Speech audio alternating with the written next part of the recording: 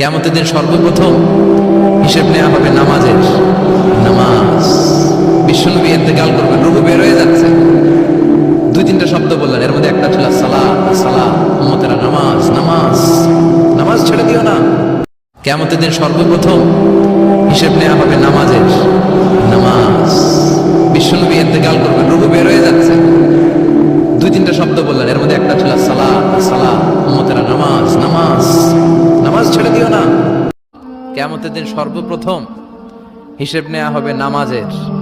নামাজ, বিশ্বনবী ইন্তেকাল করবেন, রূহ বের হয়ে যাচ্ছে, দুই তিনটা শব্দ বললেন, এর মধ্যে একটা ছিল সালাত। সালাত, উম্মতেরা নামাজ, নামাজ, নামাজ ছেড়ে দিও না। আমা মালাকাত ঈমান।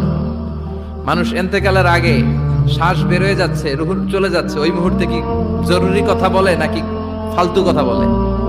সবচেয়ে জরুরি কথাটাই তখন সে বলে যায়।